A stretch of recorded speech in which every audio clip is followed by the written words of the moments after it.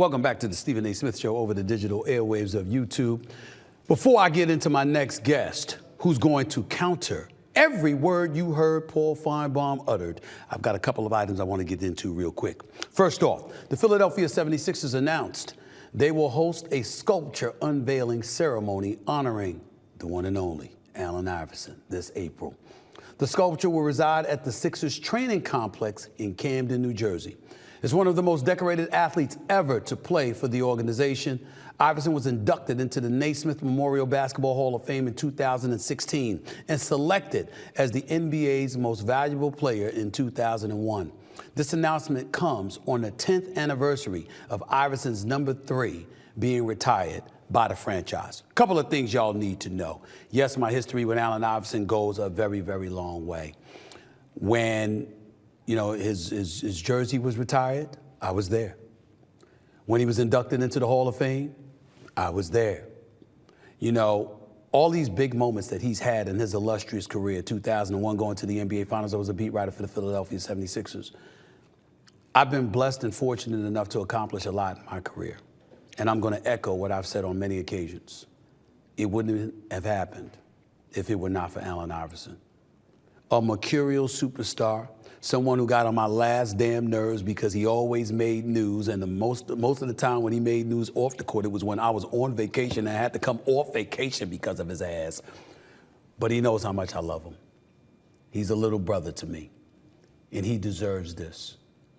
He was not Dr. J. Julius Erving, who obviously was the kind of guy, the doctor into the household, and he was mild-mannered and he was heroic and spectacular on the basketball court, but an absolute gentleman off the court. Allen Iverson wasn't perceived that way. A matter of fact, some of his imagery took hits time and time and time again.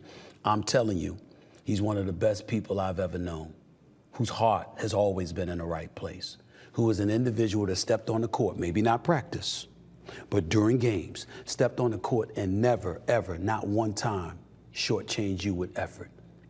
He was a little man amongst giants and was still a bigger giant than most people he went up against. And the only thing that stopped him from winning an NBA championship was Shaq, the Diesel, in his prime with Kobe Bryant as his sidekick. That is the only thing that prevented Allen Iverson from winning an NBA championship. So when I think about what the Sixers are doing to honor him, I absolutely love it. He absolutely deserves it. I just have one more wish when it comes to Allen Iverson, and that is this, that the Sixers organization finds a real basketball role for him to play. Whether it's scouting, whether it's consulting, whether it's evaluating players and what have you, working under a president of basketball operations, under a GM, under a director of player personnel. You know what Allen Iverson can peel out better than most? Heart.